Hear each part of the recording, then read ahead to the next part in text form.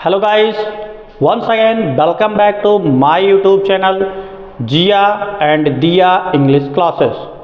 तो गाइज आज फिर एक बार मेरे YouTube चैनल जिया और दिया इंग्लिश क्लासेस में आप लोगों का स्वागत है। तो गाइज अभी जो चल रहा है लेसन, अगर देखा जाए तो अभी जो चल रहा है सेकंड पेपर में वो चल रहा है आपका वॉइस, मतलब पैसिव वॉइस। और पैसिव वॉइस में हम लोगों ने अभी तक कवर किया है पास्ट कंटिन्यूअस को पूर्ण रूप से कवर कर लिया है। तो अगर पास्ट कंटिन्यूअस को हमने पूर्ण रूप से कवर किया तो नेक्स्ट लेसन आपका है, मतलब नेक्स्ट टेंस होगा पास्ट परफेक्ट, क्योंकि पास्ट परफेक्ट के बाद जो टेंस बनेगा वो, मतलब आज अगर देखा जाए तो पास्ट का पूरा टेंस हो जाएगा खत्म, क्योंकि अगर पास्ट हम पढ़ लिए पास्ट परफेक्ट तो पास्ट परफेक्ट कंटिन्यूअस का बनेगा नहीं। तो चलिए बिना देरी किए हुए हम आ जाते हैं अपने टॉपिक पे, लेकिन हर टेंस से थोड़ा सा ये हटके है, तो थोड़ा सा कंसंट्रेट होकर के आप लोग लगिएगा। इसमें थोड़ा सा कंसंट्रेट होना पड़ेगा कि हाँ क्या क्या कैसे कैसे जो भी पढ़ा रहे हैं या समझा रहे हैं थोड़ा सा कंसंट्रेट कीजिए। क्यों? क्योंकि इसमें एक वाक्य नहीं होता है, इसमें कभी कभी दो वाक्य आ जाता है भाई। और जब दो वाक्य आ जाएंगे, दो वाक्य आएंगे जब आपके, तब भी नियम वैसे ही फॉलो होगा, बस थोड़ा सा उस जगह पे कंसंट्रेट हो जाइए, फिर दिमाग रिलैक्स। ठीक, तो चलिए बिना देरी किए आ जाते हैं हम टॉपिक पे। और जो हमारा टॉपिक है पैसिव वॉइस, और पैसिव वॉइस का मतलब क्या होता है? कर्मवाच्य। और आज हम पैसिव वॉइस में सीखेंगे कौन सा टेंस?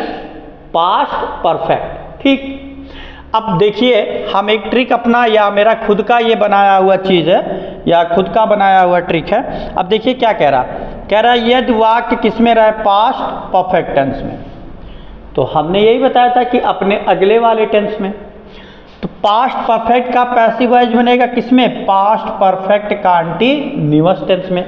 आप ऐसे भी बता सकते हैं, या ऐसे सीधे कहिए कि पास्ट परफेक्ट बनेगा पास्ट परफेक्ट टेंस में, लेकिन हैड के बाद हम क्या जोड़ देंगे? बी। बातें वही हुई। तीन चीज़ें बहुत कॉमन होता है पैसिव वॉइस में। क्या होला कि सब्जेक्ट को ऑब्जेक्ट हर टेंस में, हर टेंस में मेन वर्ब की तीसरी अवस्था, ये भी, और कर्ता से पहले बाई। तो इसमें बचा क्या? बचा सिर्फ और सिर्फ हेल्पिंग वर्ब। तो वही कह रहा है जिस भी टेंस में जिस टेंस का पैसिव वॉइस बनेगा उस टेंस की केवल और केवल हम क्या यूज करते हैं? सहायक क्रिया। अब यहाँ बात हो गई पास्ट परफेक्ट कंटिन्यूअस के, तो पास्ट परफेक्ट कंटिन्यूअस के सहायक क्रिया का हो भैया? हैड और बीन। हैड बीन ही तो है, चाहे ऐसे कह लो और चाहे ऐसे कह दो कि भैया पास्ट परफेक्ट बनी पास्ट परफेक्ट में, लेकिन जो उसकी सहायक क्रिया उसी के बाद जुड़ जाएगा। तो पास्ट परफेक्ट के सहायक क्रिया हैड और उसी के बाद जुड़ जाएगा क्या? बीन। तो बातें दोनों कहने का तरीका एक ही हुआ। समझ में आ गया? चलिए फिर और आगे चलते हैं। अब और आगे में हम अफर्मेटिव और निगेटिव पढ़ते हैं। क्या पढ़ते हैं? अफर्मेटिव और निगेटिव। क्या पढ़ेंगे? पहले अफर्मेटिव पढ़ेंगे, अफर्मेटिव के साथ साथ नकारात्मक भी पढ़ेंगे। कह रहा अफर्मेटिव और निगेटिव सेंटेंस। अब अफर्मेटिव और निगेटिव सेंटेंस में क्या है? अनुवाद करने का नियम। अनुवाद करने के नियम में यही बताया गया भैया, जब भी वाक्य अफर्मेटिव रहे या निगेटिव रहे तो सबसे पहले कर्म लिखा जाता है, यही ना? तो चलिए पढ़ लेते हैं। सबसे पहले हम कर्म लिखते हैं। ठीक भैया, चाहे वाक्य अफर्मेटिव रहा है और चाहे निगेटिव, सबसे पहले क्या लिखा? कर्म। और उसके बाद सहायक क्रिया हैड लिखकर बीन जोड़ देते हैं। अगर अफर्मेटिव है तो हैड के तुरंत बाद क्या हो जाएगा? बीन जोड़ देते हैं। बाद में मुख्य क्रिया की तीसरी अवस्था लिखकर बाई लिखते हैं। क्या कह रहा है? बाद में मुख्य क्रिया की इसमें तीसरी अवस्था लिखेंगे, और लिखेंगे नहीं, परफेक्ट में हमेशा ऑलरेडी मेन वर्ब की तीसरी अवस्था होती ही है, तो लिखने की जरूरत नहीं, जो रहेगा उसी को उठा के लगा देना। और उसके बाद हम कर्ता लिखते हैं, मतलब बाई लिखने के बाद क्या लिख देंगे? कर्ता। फिर वही कुछ कह रहा उसके बाद शेष बचे हुए वाक्य को, क्या कह रहा है, अगर एक बादो कुछ बचत हुआ, देखो इतना ही काम हमको करना, इसके बाद कुछ बच रहा है तो जो बच रहा है उसको जैसे है वैसे लिख देना, उसमें हम तनिक भी इंटरफेयर नहीं करेंगे, ठीक है। चलिए फिर क्या कह रहा है, ये तो अफर्मेटिव का रूल्स हुआ, कह रहा नकारात्मक होने पर, ठीक है, ये मान लीजिए आपका पॉइंट फर्स्ट था, तो ये आपका पॉइंट 2 हो गया, क्या हो गया, पॉइंट 2। पॉइंट 2 में क्या कह रहा है, नकारात्मक होने पर हैड के तुरंत बाद नॉट या नेवर लिखते हैं। अगर केवल नहीं रहेगा तो नॉट आप लिखेंगे, कभी नहीं रहेगा तो नेवर लिखेंगे, उसके बाद बीन जोड़ देते हैं। हाँ अब समझिए, कह रहा अगर नकारात्मक हो जाए तो यहाँ कहा क्या, हैड के बाद तुरंत बीन, नहीं भैया, अब नकारात्मक के हैड के बाद तब चाहे नॉट लिखो या नेवर लिखो तब बीन जोड़ो, ये कहने का अर्थ है। हम यहाँ एक लाइन में ही लिख सकते लेकिन मैंने उसको अलग कर दिया, ठीक। अब जैसे नहीं समझ में आता तो इसे जान लो, अगर हैड बीन बा का बा भैया, हैड बीन और नकारात्मक आई है तो यहाँ का लिखबो, हैड के बाद यहाँ आप तुरंत तुम्हें लिखे पड़ी नॉट, का लिखे पड़ी नॉट और तब बीन जुड़ेगा, मतलब हैड बीन के बीचवा में नॉट या नेवर को सेट करना है। आ गया ना समझ में। चलिए फिर आगे और चलते हैं, आगे भी क्या है, हो गया कि नकारात्मक होने पर ऐसे करेंगे। फिर आगे एक नोट करके दिया है, अब उस नोट में क्या क्या दिया है भाई, कह रहा इस टेंस में वाक्य के बीच में पहले आ जाने पर, कह रहा यदि वाक्य मतलब अगर इस टेंस में वाक्य के बीच में पहले आ जाए तब क्या करेंगे, आ जाने पर एक वाक्य प्रेजेंट परफेक्ट टेंस में और दूसरा वाक्य पास्ट इंडेफिनिट टेंस में बनता है।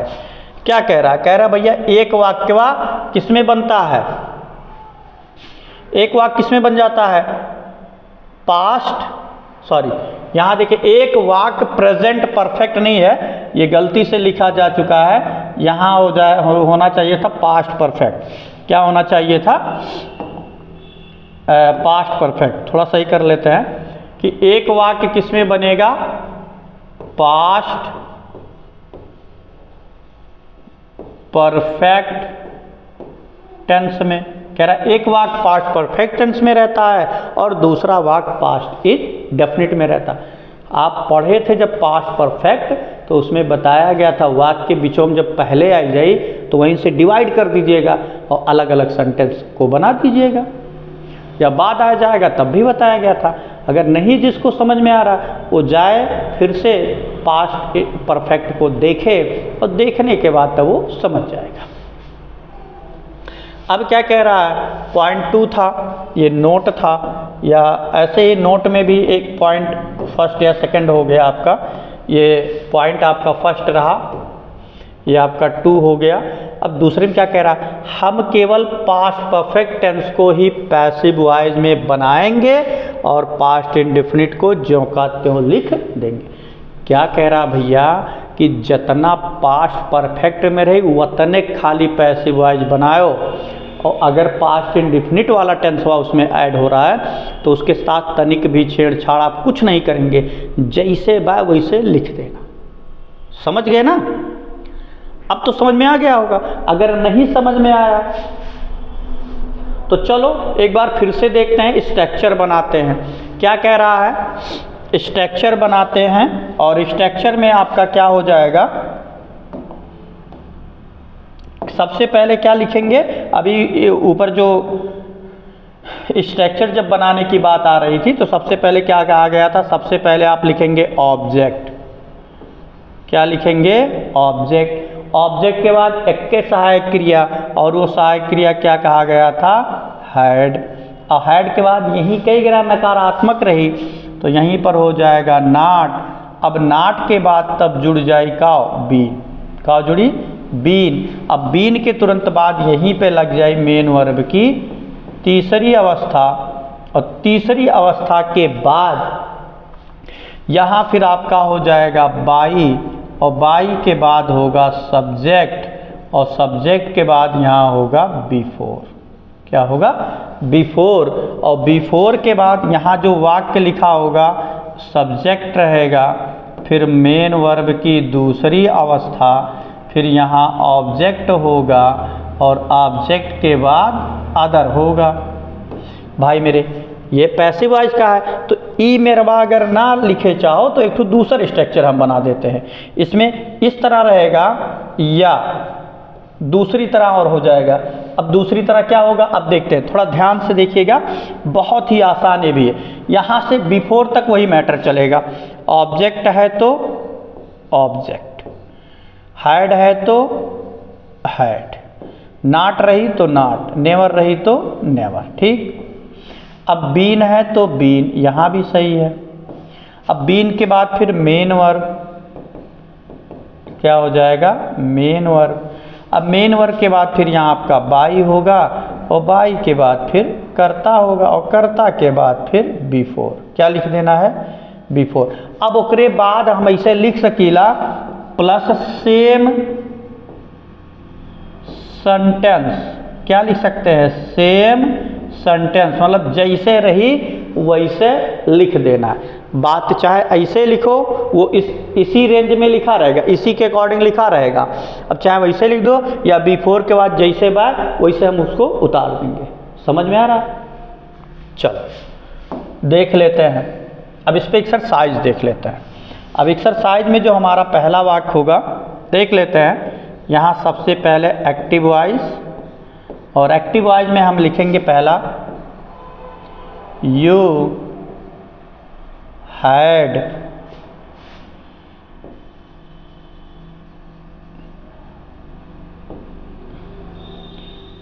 हैड चलो ऐसे लिख देते, taken T, taken a T. लिखा हमारा you had taken a T, तुम एक चाय पी चुके हो। पैसिव वॉइस बनाना है। अब इसका पैसिव वॉइस जब बनाएंगे तो हमने क्या कहा भैया, पहले क्या लिखेंगे, ऑब्जेक्ट। तो ऑब्जेक्ट हो गया एटी, ए टी। अब ए टी के बाद हम फिर सहायक क्रिया क्या लिखेंगे, हैड। क्या लिखा जाएगा, हैड। अब हैड के बाद लिखना है नॉट, तो नॉट है नहीं है, तो अब जुड़ जाएगा क्या, बीन। क्या जुड़ेगा, बीन। अब बीन के बाद मेन वर्ब, और मेन वर्ब की तीसरी अवस्था ऑलरेडी लगी है, टेकन है, तो यहाँ हो जाएगा आपका टेकन। फिर यहाँ हो जाएगा बाई, कर्ता यू है, यू को उधर लेके गए तो क्या बन जाएगा, यू। ठीक ठीक भाई, यू को उधर लेके गए बन गया यू। अब और आगे चलते हैं। अब और आगे में क्या है ये भी देख लेते हैं। जैसे शी हैड नेवर संग आ sweet song.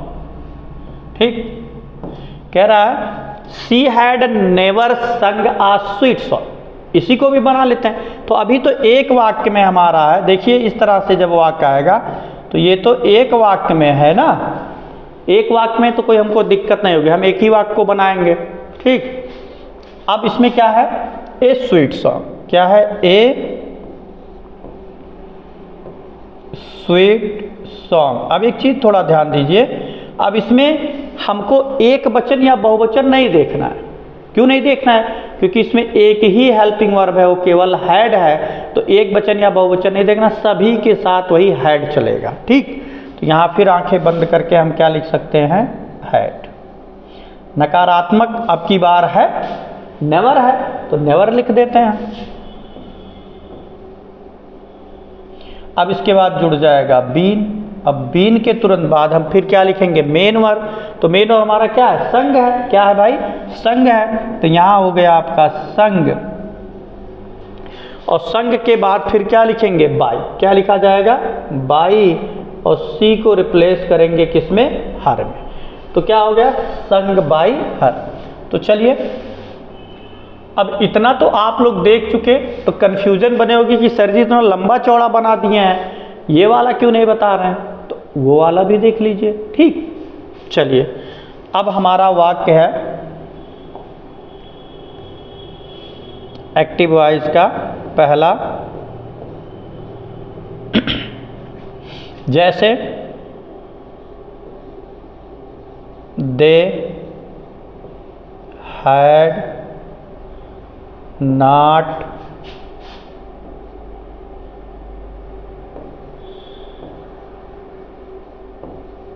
Played the game. अब गेम के बाद फिर यहाँ हो जाएगा बिफोर यू केम। क्या हो गया, बिफोर यू केम। अब इसका जब हमको दे दिया अगर कि पैसिव वॉइस बना दो, तो थोड़ा सा हमको कन्फ्यूजन होगी कि भैया इतना लंबा है, तो आप कंफ्यूज मत होइए। अब इसमें ये चेक करना कि कितना पास्ट परफेक्ट में है और कितना पास्ट इंडेफिनिट में है। ठीक, तो देखो जहाँ बिफोर है उसी के बिफोर से यहरियन जोन बा वो लिखा बा पास्ट परफेक्ट में, और बिफोर के बदवा जोन बा वो लिखा बा पास्ट इंडेफिनिट में। ठीक, फिर से समझो भैया, बिफोर के यहरियन जोन बा वो केमें बा, पास्ट परफेक्ट में। किस में है, पास्ट परफेक्ट में। और बिफोर के यहरियन जोन बा वो किस में है, पास्ट इंडेफिनिट में। और हम पढ़ क्या रहे हैं, पास्ट परफेक्ट। तो हमें बनावे के जितना पास्ट परफेक्ट में रही उतना ही बनाना है। ठीक, तो चलिए उतना हम बना लेते हैं। अब उतना बनाने का मतलब क्या हो गया, इसमें ऑब्जेक्ट क्या हो गया, द गेम। इसमें आपका क्या हो गया, द गेम। और द गेम के अकॉर्डिंग जब कह रहे हैं एक के सहायक क्रिया लगी हैड बा तो हैड लिख लो। और देखो पहले के वाक्य में नकारात्मक बा तो नाट है तो नाट। अब नाट के बाद का जुड़ जाए बीन। बीन के बाद फिर मेन वर्ब आपका क्या है, प्लेड, तो हो जाए यहाँ प्लेड। और प्लेड के तुरंत बाद यहाँ हो जाए बाई। कर्ता का हो दे के उधर लेके गए आप, क्या बन जाएगा, देम। फिर देम के बाद हमने क्या कहा, बिफोर सब्जेक्ट जैसे वैसे लिख दो। तो भैया बिफोर के बाद वैसे लिख देना है हमको, तो बिफोर के बाद जैसे है वैसे लिख देना है। तो बिफोर यहाँ लिखेंगे आप बिफोर, और बिफोर के बाद यू केम है तो यू केम। अब कैसे दिखा दें आपको भाई, देखिए बिफोर कर्ता यू, मेन और की दूसरी अवस्था केम। अब इसमें ऑब्जेक्ट या अदर कुछ नहीं है। ठीक, तो ये वाले स्ट्रक्चर अगर नहीं समझ में आया तो बिफोर के बाद सेम सेंटेंस या बिफोर के बाद ज्यों का त्यों लिख देंगे। यही तो बताया गया, ज्यों का त्यों लिखना है, ज्यों का त्यों लिखना है भाई मेरे। और ज्यों का जब त्यों लिखेंगे तो यही फॉर्म में रहेगा, यही फॉर्म में रहेगा। ठीक, चाहे उसको समझिए और चाहे इसको समझिए। अब तो समझ में आ रहा होगा। चलिए अब इसी की तरह और देखते हैं।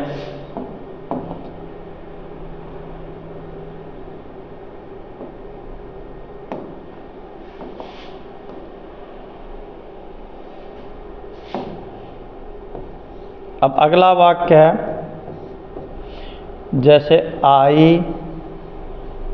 Had not teased you before you wrote a letter। ठीक, फिर देखिए दुई वाक्य हो गया। बिफोर के बाद यहरियन एक वाक्य बन रहा है ना, तो हमको उससे नहीं मतलब है, बिफोर के यहरियन जो बा वही उतना हम बनाए। तो इसमें आपका सबसे पहले आप लिखेंगे ऑब्जेक्ट। का लिखेंगे ऑब्जेक्ट। ऑब्जेक्ट क्या है, यू, तो यहाँ हम क्या लिखेंगे, यू। आई के साथ है हैड, तो मतलब किसी के भी साथ हैड लग सकता है क्योंकि एक ही सहायक क्रिया। यू के साथ भी हो गया हैड, या इसे जान लो कर्तक बाद सहायक क्रिया, कर्म के बाद सहायक क्रिया, एक बाद नाट तो युग बाद नाट। अब हम एक्स्ट्रा का जोड़ दें बीन, क्या जोड़ देंगे यहाँ बीन, और बीन के तुरंत बाद लिखा है मेन वर्ब की तीसरी अवस्था, तो तीसरी अवस्था आप लिख दो टीस्ड, और टीस्ट के बाद यहाँ तुरंत हो जाएगा बाई, आई को रिप्लेस करोगे किसमें मी में। समझ में आ गया यहाँ तक, आई बाई, बाई के बाद मी। अब इधर का क्या है, बिफोर के बाद का वाक्य हमने क्या कहा, बिफोर लिख के सेम सेंटेंस, मतलब बिफोर लिख के जैसे लिखा वो वैसा लिख दो यार, ठीक है। तो लिख दो, हम इसे कहते बिफोर, बिफोर के बाद क्या लिखा, यू रोट ए लेटर, तो लिख दो यार वैसे, यू रोट आ लेटर, क्या हो जाएगा, यू रोट आ लेटर, ठीक। तो अब देखो ये कर्ता हो गया मेन वर्ब और ये कर, समझ में आ गया। तो हम तो जान रहे कि ये दूसरा वाला जो स्ट्रक्चर है बिफोर के बाद वाला, ये थोड़ा सा अच्छी तरह समझ में आ गया। वो आपका लिखा है उसी फॉर्म में लिखा रहेगा, तो उसी फॉर्म में लिखा रहेगा, चाहे आप उसे जो कहते हो लिख दो, हमने यही कहा, ठीक। चलिए और आगे, अब और आगे क्या कहता है थोड़ा सा और हम जानते हैं।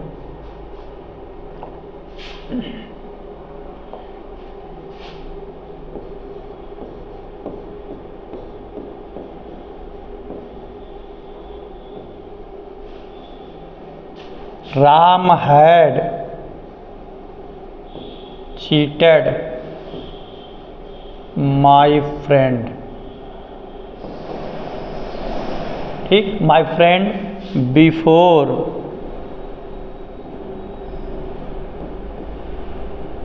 दे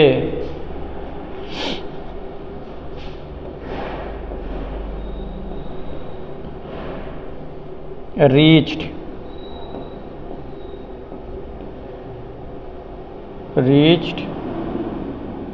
हियर, ठीक। बना लेते हैं इसको भी।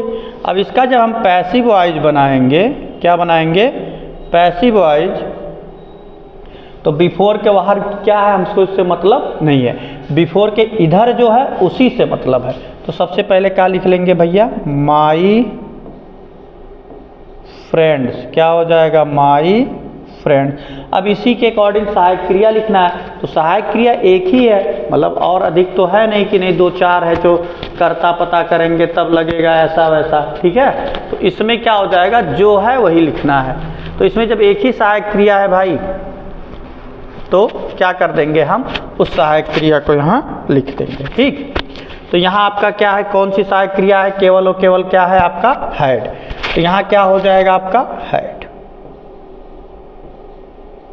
हैड के बाद नॉट। तो अब की बार नकारात्मक नहीं है, तो नहीं है तो भाई लिख देते हैं, यहाँ जुड़ जाएगा आपका बीन, बीन के बाद मेन वर्ब आपका चीटेड है, तो ये चीटेड। फिर उसके बाद क्या लिखेंगे, बाई, क्या लिखेंगे बाई, कर्ता राम है तो यहाँ हो जाएगा राम, क्या हो जाएगा राम। अब राम के बाद जो है क्या लिखना, बिफोर दे रीच्ड हियर, तो लिख दो इससे, क्या दिक्कत है, उसमें हम कुछ चाह करके भी नहीं कर पाएंगे। Before they reached here. अब इसमें हम चाह करके भी कुछ परिवर्तन नहीं कर सकते। क्यों नहीं कर सकते, ये भी जान लो। काहे से भैया, हम पढ़ा थे पास्ट परफेक्ट, तो जतना पास्ट परफेक्ट में बा वतने बनावे का है, और जो दूसरे टेंस में उसको हम तनिक भी इधर उधर नहीं करेंगे, ठीक। जैसे कहूँ गए हो रिश्तेदारी में, रिश्तेदारी में कहीं गए और आप के पास कई तरह की मिठाई आ गया, और उसमें कोई एक के पसंद होगा आपको, या कोनो ऑप्शन दे दें कि आपको सिर्फ लड्डू ही खाना है और अन्य मिठाई नहीं खाना है, तो दूसरे मिठाई छूबो कतई नहीं छूबो, जब खाए के ना है बहु तो कौन जी, मतलब जो आपको खाना रहेगा उतना वही लेंगे, और फिर वैसे को वैसे पूरा लौटा देंगे या रखवा देंगे, यही होगा। तो बस भैया इसे जानो, जौन हम पढ़ते पास्ट परफेक्ट, तो जितना पास्ट परफेक्ट में रही उतने पैसिव वॉइस बनावे है, और अन्यथा जो उधर का दूसरे टेंस में है उसका पैसिव वॉइस हमको नहीं बनाना है। समझ में आ रहा है? चलिए एक आध एग्जाम्पल और देख लेते हैं।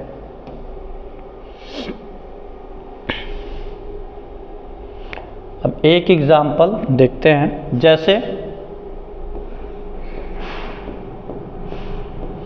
लिखा शी हैड नॉट कुक्ड, पकाना, कुक्ड द फूड। क्या हो गया? She had not cooked the food. फिर यहाँ हो गया आपका before I played the flute.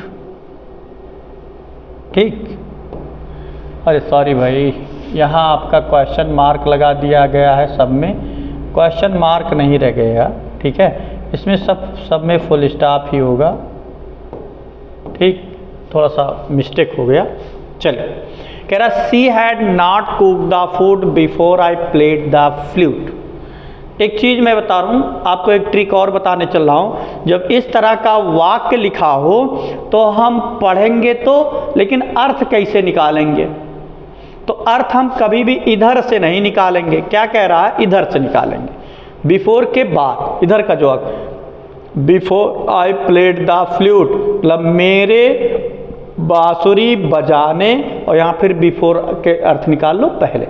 तो मेरे बांसुरी बजाने से पहले वह खाना नहीं पका चुकी थी। जब भी अर्थ आपको निकालना हो, पहले बिफोर के बदमा जौन वाक्य लिखा है ओकर अर्थवा निकालो, फिर बिफोर के निकालो, फिर इधर आ जाओ। वैसे जैसे ये भी था, Ram had cheated my friend before they reached here, मतलब वे यहाँ पहुँचने से पहले राम मेरे मित्रों को धोखा दे चुका था।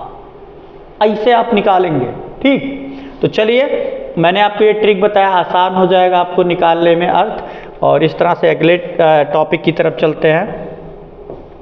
अगले टॉपिक में हमारा क्या था कि she had not cook the food before I played the flute. तो before I played the flute, इधर से हमको कोई मतलब नहीं है भाई, मतलब तो इधर ही से है। तो क्या लिखना है? सबसे पहले यहाँ हमको लिखना है द फूड। क्या लिख देना है? The food. और जब एक ही सहायक क्रिया तो यहाँ हो गया आपका हैड। अब हैड के बाद लिखा जाएगा नॉट, और नॉट के बाद जुड़ेगा आपका क्या? बीन। क्या जुड़ जाएगा? बीन। अब बीन के बाद तुरंत फिर शेषकार पहले की तरह मेन वर्ब। तो मेन वर्ब आपका क्या है? कुक्ड। तो क्या है? कुक्ड। अब इसके तुरंत बाद यहाँ हम क्या लिख देंगे? एक मिनट, यहाँ आपका मेन वर्ब है, तीसरी अवस्था हो गया कुक्ड। फिर यहाँ लिखेंगे बाई। अब कर्ता क्या है? सी को उधर ले आए तो क्या हो गया? हर। अब इधर से हमको कोई मतलब नहीं है, लेकिन तब भी लिखना पड़ेगा। अगर नहीं लिखेंगे तो अधूरा माना जाएगा। ठीक है, वो क्या माना जाएगा? अधूरा। तो आपको लिखना पड़ेगा, नहीं तो गलत। अधूरा का मतलब वो थोड़ा गलत कर देगा। बिफोर आई, अब इधर लिख देते हैं प्लेड द फ्लूट। अब कुछ लोग कहेंगे कि सर जी आप फ्लूट के साथ बजाने की अंग्रेजी आपने प्लेड क्यों लिखा? तो भैया प्लेड इसलिए लिखा गया, जिस चीज़ से कोई धुन निकले उसके लिए बजाने की अंग्रेजी प्ले लिखा जाता है, और जिससे कोई धुन ना निकले उसके लिए क्या लिखा जाता है? रिंग। क्या लिखा जाता है? रिंग। ठीक, जैसे मान लीजिए आप बांसुरी बजाते हैं तो उसका एक धुन होता है। अभी ना कहो कि सजी जोन मेलोम ले आई ला का बजाई ला में कोनो धोई, सब कोई बात नहीं हुई। ठीक है, और कोई चीज़ होता है जिसका धुन टाइप निकलता है उसके लिए हम प्ले, और जिसका धुन नहीं निकलता है उसके लिए हम क्या लिखेंगे? सिंग। सॉरी, सिंग नहीं होगा, रिंग। रिंग माने बजाना, या रिंग माने बजाना, और प्ले माने भी होता है बजाना। ठीक, तो चलिए इस तरह से आपका पास्ट परफेक्ट का अफर्मेटिव और निगेटिव हो जाता है कंप्लीट। अगर इसमें कोई डाउट हो, कोई इफ़ बट हो तो ज़रूर पूछिए, ठीक है। तो इस तरह से आपका ये टॉपिक जो हुआ हमारा आज का पास्ट परफेक्ट टेंस। अब पास्ट परफेक्ट टेंस को अच्छी तरह से इसमें क्लियर किया गया कि आपको अच्छी तरह से समझ में आ जाए, और हमारा प्रयास भी रहा कि आप लोगों को अच्छी तरह से समझ में आए, ताकि आप लोग इस तरह का अगर कोई भी वाक्य आ जाए आपके एग्ज़ाम पेपर में या कभी भी आ जाए, कहीं से भी आ जाए, तो आप उसको कर ले जाएं, ठीक। तो इसी के साथ आज का एक क्लास यहीं पर होता है ओवर, और नेक्स्ट वीडियो में हम इसके इंट्रोगेटिव को लेके मिलेंगे। लेकिन फिर भी एक गुजारिश है आप लोगों से कि जिनको थोड़ा बहुत कन्फ्यूज़न हो रहा है, इसके पहले टेंस को पढ़ लीजिए। कुछ लोगों को कन्फ्यूज़न होगी तो पहले इसके टेंस को पढ़िए कि इसके टेंस में कैसे कैसे हम बनाते रहे, और फिर टेंस में कैसे कैसे जो हमने कहा पास्ट आ जाएगा, कभी पहले आ जाएगा, कभी बाद आ जाएगा। तो अभी तो हम पहले वाला सीख रहे हैं, तो पहले वाला पढ़िए और उसके बाद फिर एक से एक्टिव पैसिव को समझने की कोशिश कीजिए। अगर उसके बाद भी नहीं समझ में आ रहा है तो ज़रूर एक बार मुझसे कंसल्ट कीजिए या किसी तरह से कमेंट कीजिए कि ये चीज़ें मुझे समझ में नहीं आ रही, मैं ज़रूर बताऊंगा उसके बारे में, ठीक। तो इस तरह से आपका ये पैसिव वॉइस का जो पास्ट परफेक्ट का अफर्मेटिव और निगेटिव था, ये हो जाता है यहीं पे खत्म। अगले वीडियो में इसका इंट्रोगेटिव लेके हम मिलेंगे। तब तक के लिए सभी लोगों को जय हिंद, जय भारत।